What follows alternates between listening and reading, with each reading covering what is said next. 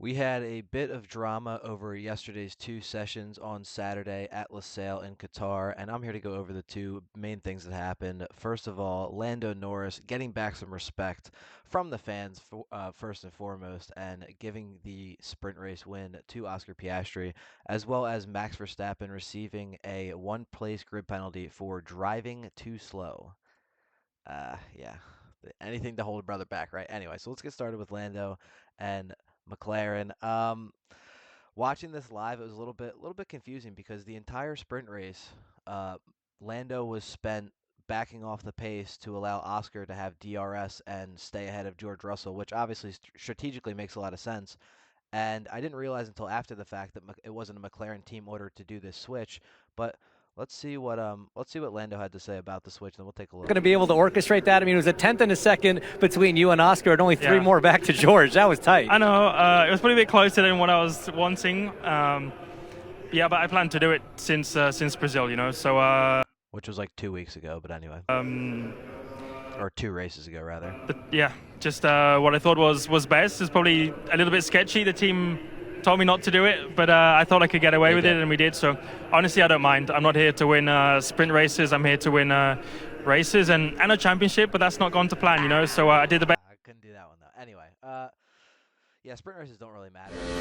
It is. Let's take a look at it here. We're gonna look at what the F1 posted. It's gonna have some of the radio, and then you're gonna see the switch actually happen. And then we're gonna take a look at George Russell's view to see how close he actually was to the double pass to actually win the sprint race. Next lap, last lap.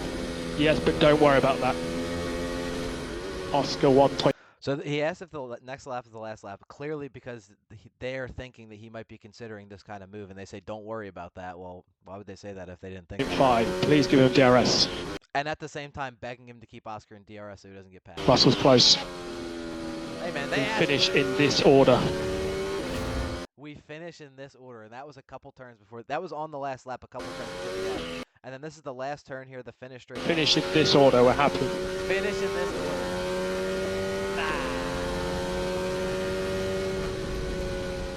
Like, shut up, bitch. You know what I mean? Like, fucking guys on the pit wall, man. Just shut the fuck up, okay? If he wants to give the guy a sprint race win because he helped him out a couple weeks ago while he's still in the title fight, why the fuck not? And obviously you can see the fans here. Norris gained Infinity Aura at this sprint. A lot, so humble and sportsmanlike. Well done, Lando.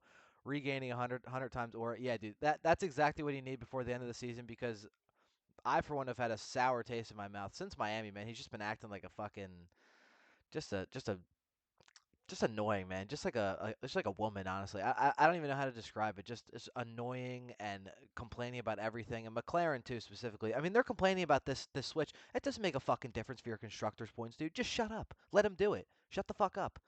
All the team orders all season, they're trying to give him team orders. Lando defies them, says fuck no, only when they're for me, and gives it back to Oscar Piastri. So I do have respect for that. That's good. It meant absolutely nothing for him to do that. So he did get a lot of he got a lot of brownie points out of pretty much doing nothing. But good luck either way. Good luck either way because there was absolutely no reason not to do that. Who gives nobody looking back in history is like, oh, this guy had 6 sprint wins. Nobody gives a fuck. It's a new format. Nobody cares. It means nothing. So let's see how close George Russell actually was on the onboard. This is going to be the penultimate corner here coming around to the start finish straight. So let's see how close he was to possibly catching up while they made this little maneuver here. I'll move myself over to the side. Yeah, all right, let's do it. So that's pretty close there. That's probably 2 or 3 tenths right there. As you can see, that's Lando. He moves off to the side, but he just let off the gas a little bit. It's not like he stopped and like let him by. I mean, he just let off a little bit to let Oscar go by, and then that's the finish line right there. So really not that close. I mean, when you're dealing with a couple of tenths of a second, obviously that's very close. But what do you think he was gonna like? I mean, do you think he was gonna bottle that too? Do they have no faith in their driver? You know what I mean? They have no faith in him. He's not gonna bottle that too. Come on, man. Have some respect, all right? So after that, pretty decent sprint race. The entire sprint race was pretty much just Lando backing off to let Piastri not let Russell pass, and then Piastri defending really hard. So it was good for that, I guess, but that was pretty much all that happened, other than Verstappen dropping like 3 or 4 spots.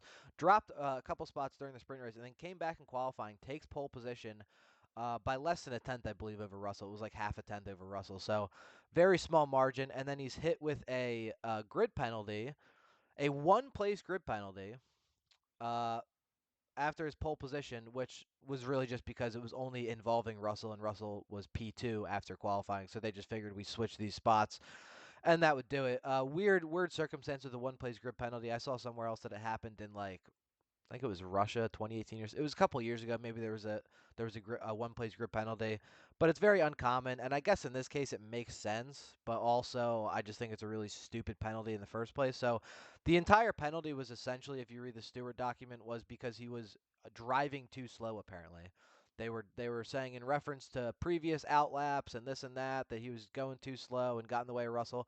I went through Q3 and I skipped through his Russell's onboard. I couldn't exactly find when the moment was, and I looked on the internet quite a bit, and you can't really find a clip of it. I did see it, I think, during the broadcast once, but it was really insignificant. I don't really know how, and I also don't know that Russell was even on a fast lap. I think what Verstappen said is that that it looked like.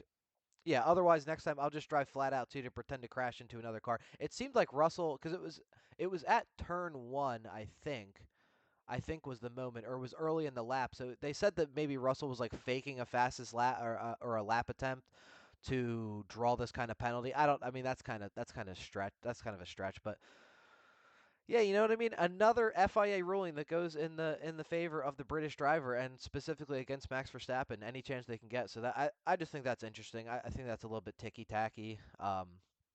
And if it would have been a more egregious penalty, they would have showed it a lot more. I didn't see I really haven't seen clips of it anywhere. You almost can't find it.